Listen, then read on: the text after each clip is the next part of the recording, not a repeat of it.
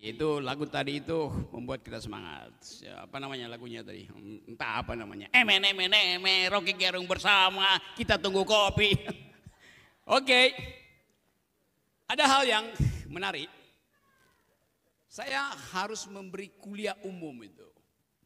Dan tradisi kuliah umum memang dimaksudkan untuk memperlebar perspektif dan memperdalam persoalan.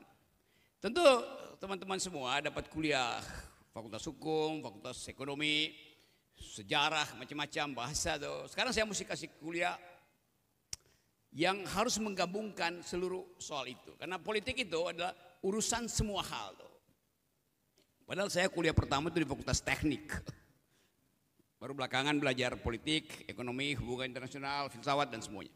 Tapi hal yang paling mendasar adalah setiap kita mengambil keputusan, di belakang kita ada perintah politik yang tak terlihat. Itu hal yang paling mendasar. Setiap kita membuat perencanaan, di belakang kita bergerak semacam perintah politik yang tidak kita sadari. Jadi seringkali di dalam ketidaksadaran itu kita mengambil keputusan tanpa melakukan evaluasi. Namanya hegemoni. Jadi politik itu menghegemoni kita sehingga tanpa sadar kita terseret di dalam arus besar politik yang dibenci oleh generasi muda itu.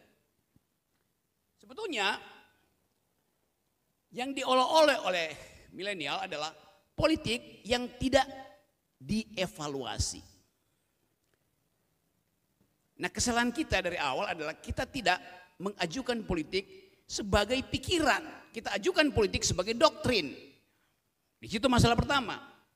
Doktrin itu tidak memerlukan evaluasi, dipaksakan, diselundupkan, disisipkan, disusupkan di dalam kehidupan kita. Ilmu politik adalah ilmu yang paling rumit karena dia mesti memahami ilmu-ilmu yang lain. Jadi dari awal sebetulnya politik itu artinya kemampuan untuk mendistribusikan keadilan. Itu definisi politik. Jadi setiap kita terlibat di dalam upaya untuk meminta keadilan terbesar buat setiap orang. Nah, seorang politisi yang bermutu dia mesti paham apa kebutuhan si E tidak yang berbeda dengan kebutuhan si C. Jadi rumit untuk menghasilkan kebijakan yang masuk akal dan berkeadilan. Dulu di abad-abad 15-16 politik itu disebut sebagai the highest of all sciences, yang tertinggi dari ilmu-ilmu. Karena tadi kemampuan untuk membaca pikiran manusia, kebutuhan manusia tidak ada rumusnya. Kalau ilmu fisika ada rumusnya.